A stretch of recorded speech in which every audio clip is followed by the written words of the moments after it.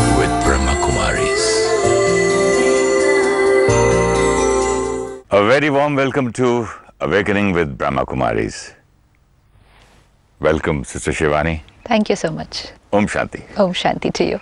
In the last episode, we were talking about dependency on happiness, how we are dependent on so many things for happiness.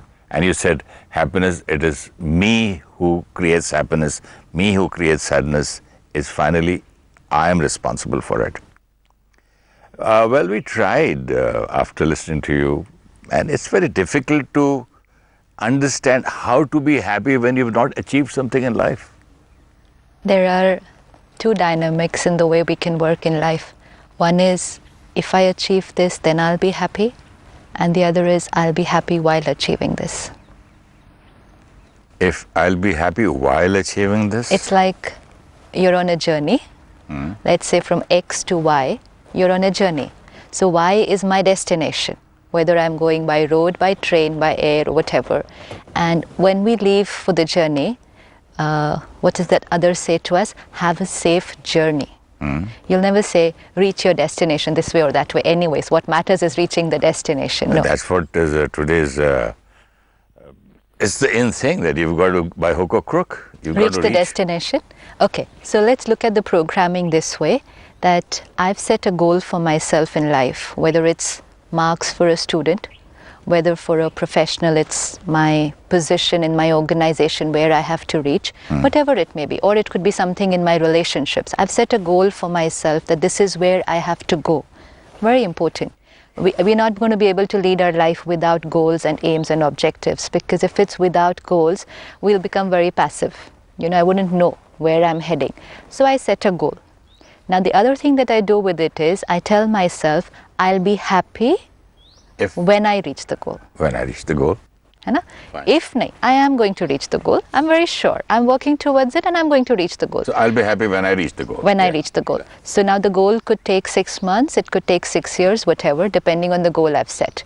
So I start moving. Let's say for a professional, it is I'm going to reach this particular position in my organization in the coming 2 years. I will reach this position. Right now I am here.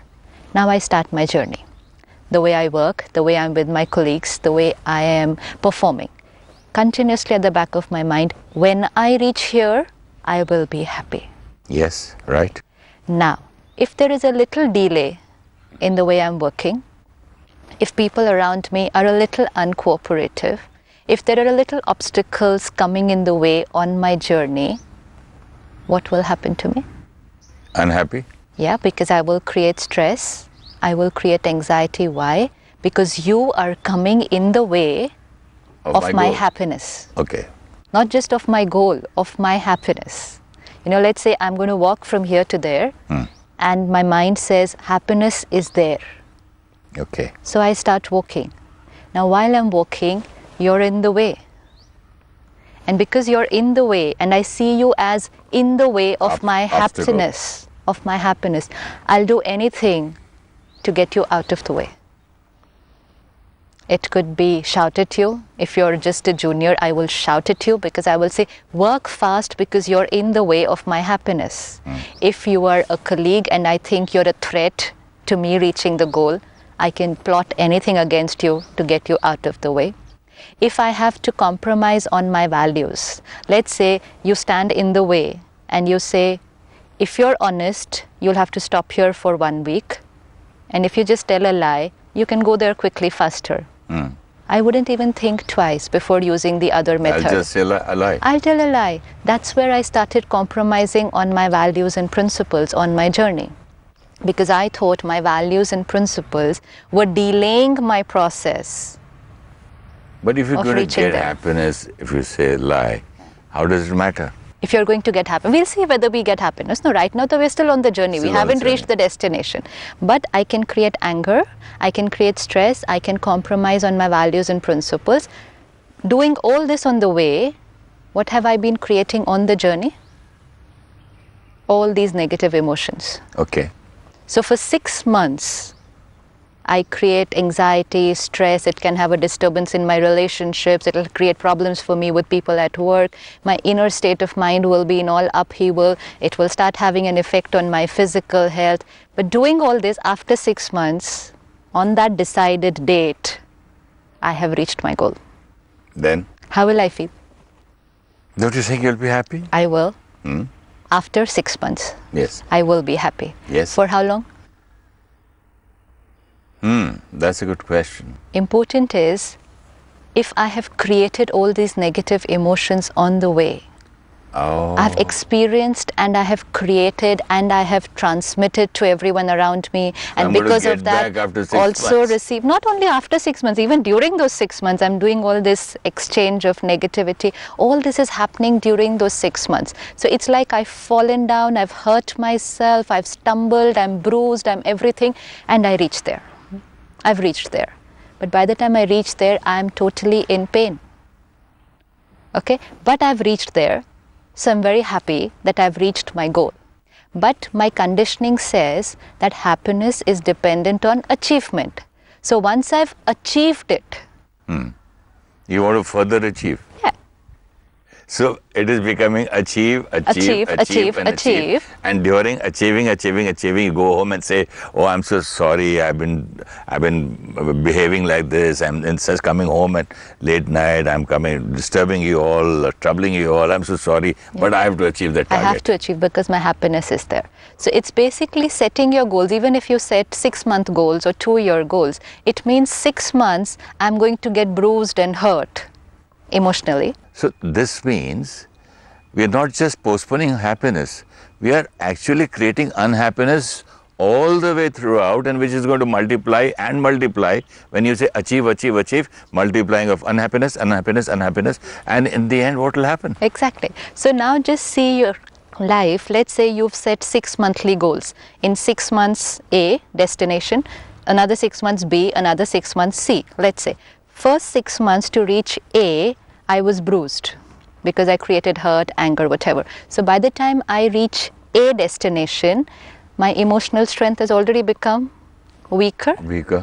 Now the next journey from A to the next destination B. By this time, my strength is already less.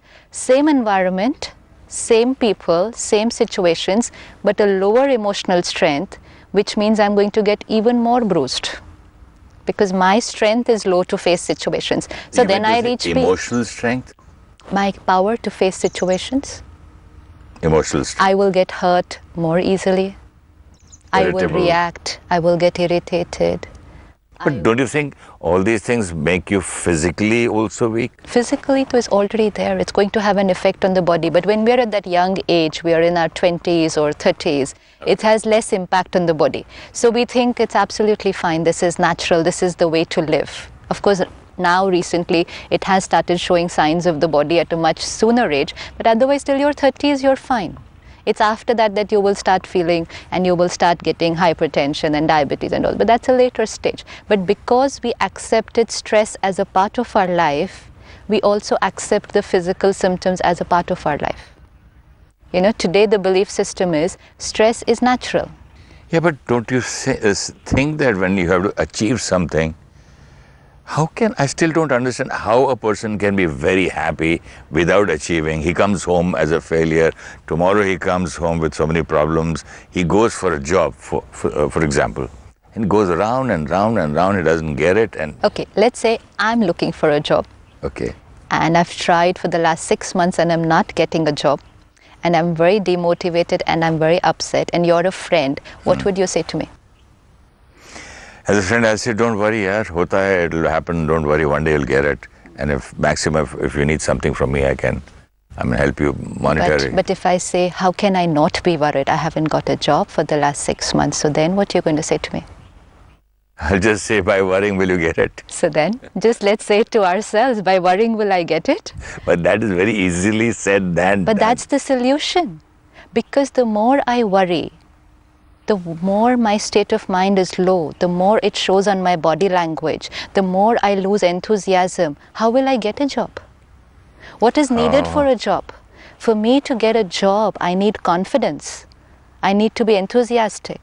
I need to be ready to face the challenges what the new job offers. But if I'm like this, my state of mind... Demoralized, and do you think I will keep somebody like that for yes, so will you keep? So it's not about, what has happened. It's about what I need to do now. How does my state of being have to be? I have to take care of that. Otherwise, I'm into the vicious cycle of negativity. And then why 4? I can try 10 jobs and I'm not going to get it because I'm not taking care of that candidate who's going for the job. Who's going to keep a person who's demotivated and given up in life? Who's going to keep a person who's lost his internal strength to tolerate and to be with people and to create team spirit? Who's going to hire a candidate like that? So whatever may be the situation, however challenging they may be, I'm not going to get the solution unless I take care of myself. My business is not doing well, so I have to worry. But if I worry, I'll still not do well. And if I want to do well, I will have to first be well here. Then I'll be able to do anything well outside. And second, most important, even if I don't do well, at least I can take care of myself. I had a guru who told me once, she said there was a man who was having a very, very big problem in the courts, had a court case, and he was very much worried about it. And he was furthermore worried about his wife's health. She was very sick. And one side the courts and the lawyers and the problems of the cases, and the other side the wife. And he was so worried. Finally, after about 15 years, he won the court case and his wife became all right, but he fell sick and he died. Yeah, that's because... But in spite of listening to this story from her, why did it not affect me? Why was it was so difficult for me to understand what you're telling me right now? It's about priorities in life. What are my responsibilities in life? Normally, anybody can just take my family, my home, my work. My family, then? My job. My job, then? And what else? My work?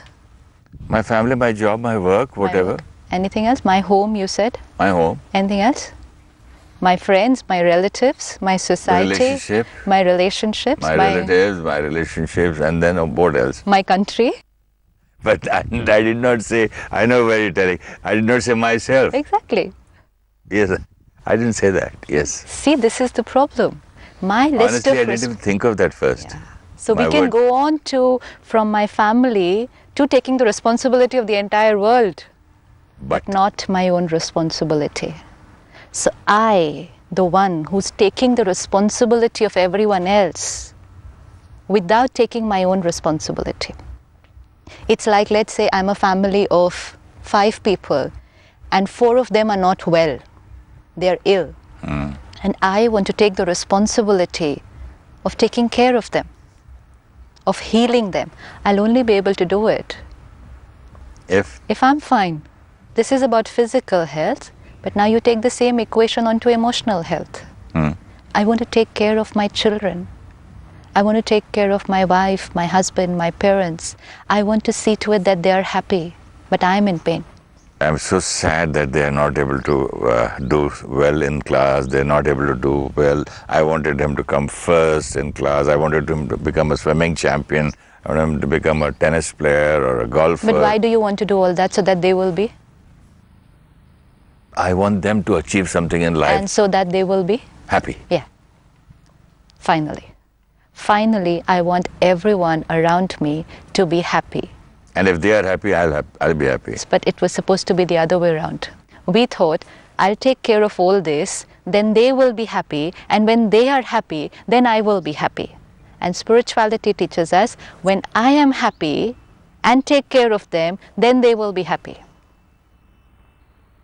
So when I'm happy, I'm also, my vibrations around the situation in the house, wherever I go, I'm bubbling with happiness, and I make other people happy too. Because you make them stronger. See, you mean to say you become stronger by happiness? What is happiness? Happiness is an internal strength.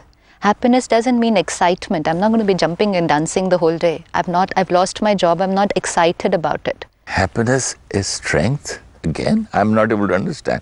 It's what a beautiful line. I mean, can you explain this? See, at a time in the mind, there can only be one thought. Correct. At a time, only one thought. You can't think two Two thoughts at the same yeah, time. At a time, one thought. So if one thought, then one quality. Yeah. Okay. So that one quality could either be the right quality or the not so right quality. Okay. Right? So if I'm creating a pure, powerful, which today in the world we say positive thought, then it's of a good quality. If I'm creating a negative thought, an unpleasant thought, a thought of anxiety, pain, worry, it's a wrong thought. Correct. If it's the right thought, I feel good. If it's not a right thought, I feel low. If it's the right thought, and then I'm feeling good, that is stability. If it's not the right thought, my feeling is low, and that is weakness. So opposite of weakness is strength. So stability Is strength. is strength. Yes. So you're There is stable. you're stable. Oh, that's why they say you're such a strong person. You're so stable in spite of so many things happening. Absolutely. You're still stable and strong and standing like a mountain or a rock, whatever they say. Absolutely. So if you're stable, you're strong, that is strength, then your way of responding to situations. Like you said, I want my child to have good marks. Okay, I want my child to have good marks, but it's not necessary this will happen every time. There could be a time where he will not get those marks which I think he should get, or what he's capable of getting, or what I feel he should get, because then he'll do better in life.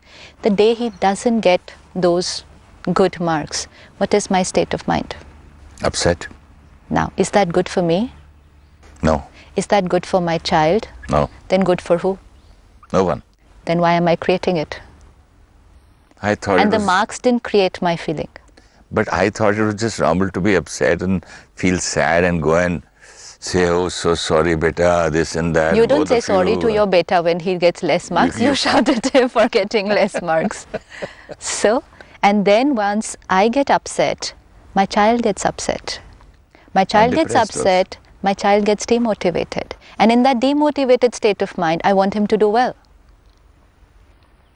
So the energy that I'm giving to the people around me, whom I claim I'm taking their responsibility, is not the right energy. So And that's why I'm not fulfilling my responsibility in the right way. Responsibility, my child has got less marks. My responsibility at that time would be first to take charge of my mind. Fine. First, I have to remain stable so that I don't react, I don't shout at him, I don't upset him. Then my responsibility is to take care of his state of mind. Then my third responsibility is to take care that he studies and gets good marks next time.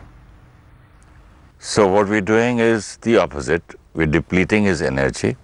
We are first we are Lowering his- depleting our energy. Our energy, his energy, and his And then we are saying now study. self-esteem. We lower his self-esteem. We make him feel small, and we make him feel a failure. I'm not proud of you, and he feels that my father is not proud of me. And my father is not And happy because of me. I've made everybody unhappy. Oh, yeah, that's why there's so many suicides going on. The only reason why a child commits suicide is because he's not able to face his parents after a failure. It's not because he failed. It's because he doesn't want to see his parents unhappy. And he holds himself responsible for the parents' unhappiness. Because the parents conditioned him the whole year that we will be happy only when you do this. It's condition or it's a burden? It's a pressure, deep pressure to Constant perform. pressure. Yeah. So is this my responsibility? I thought that it was my responsibility to see that my child achieves his goal, maybe in studies or sports or whatever it is. But honestly, after listening to this, to you, I realized that I have been doing just the opposite. Every individual's life is based on 4 aspects: physical, intellectual, emotional, spiritual. Like the chair we are sitting on, 4 legs. Physical, intellectual, emotional, spiritual. My physical health, my intellectual development, my emotional state of being, and my spiritual health.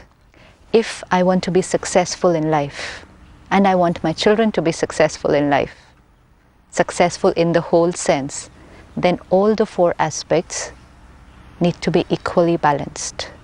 When you said, when I look at my responsibilities towards my child, I see his academic performance, extracurricular performance, and I take care of his physical health. My child should get the best home, the best food, best exercise, everything. So we take care of the physical and the intellectual.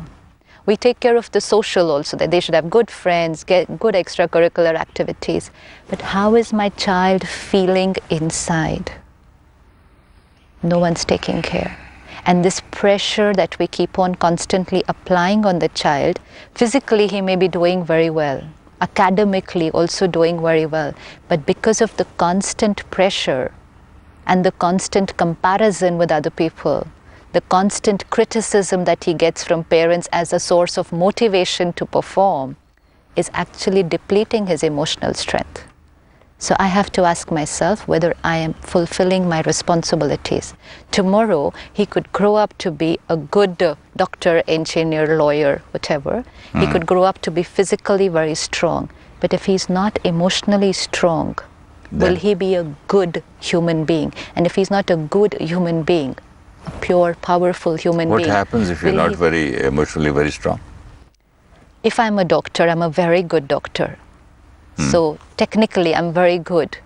But if I'm not a powerful human being, then I will get irritated very soon. I will react very soon. I do not have empathy with my patients and with my colleagues. I cannot get along with people because I'm very intolerant, which means my ego is... So then I call myself a good doctor. Maybe it's your inferiority complex also. Maybe. So because no one took care of it while I was growing up, and no one taught me how to take care of it, because they only taught me how to read, how to write, how to speak, how to talk. Nobody taught me how to think. But that's what happened, Sister Shivani. We knew only about IQ earlier. Then came EQ. Now it's come SQ. Yeah, spiritual quotient. The way I The world never knew about it. We were not aware about it. Look at this guy, his IQ is so much. Oh my God, 130, 145, and so and so. Which is important.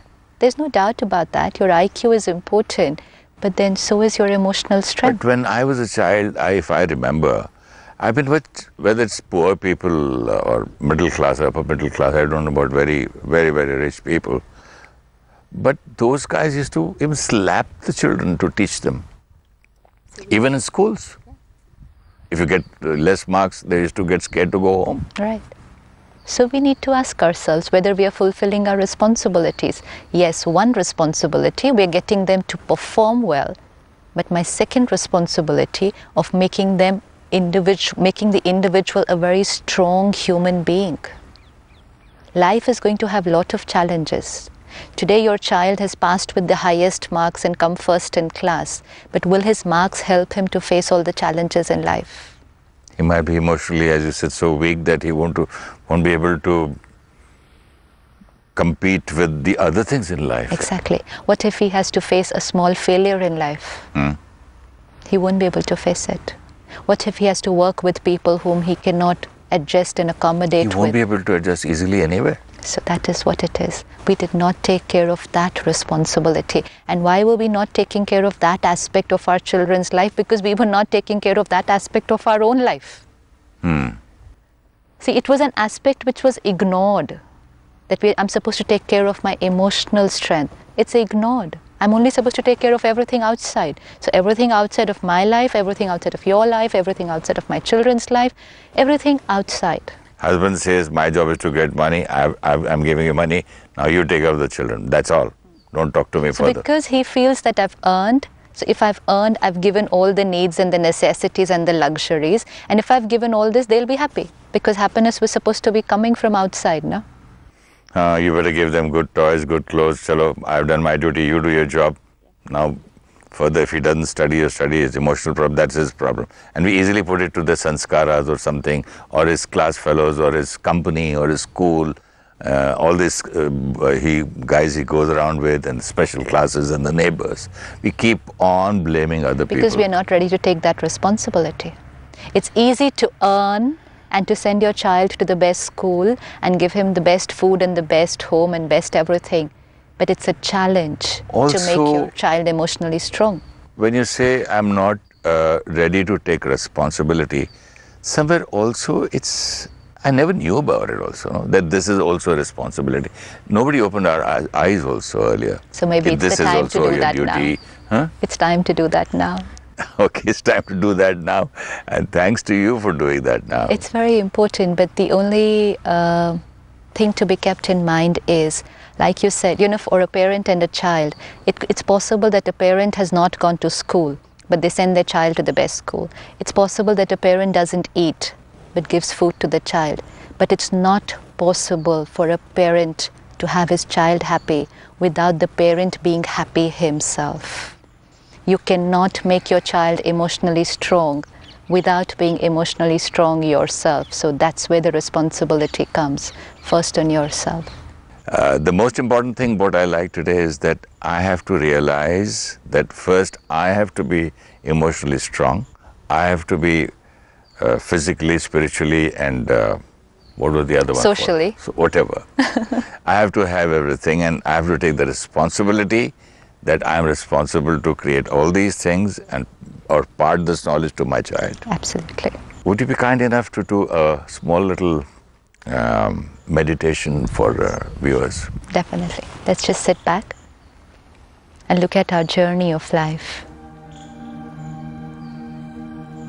Aims, objectives, goals and achievements, milestones to cover. That's my journey. Let me look at myself on the journey, the traveler, with a changed consciousness. Happiness is not at the destination. Happiness is my state of being on the journey. I am happy, stable, in control, powerful while I'm on the journey. Whatever may be the obstacles on the way, my first responsibility to take care of my state of being, the way I respond. This is my responsibility.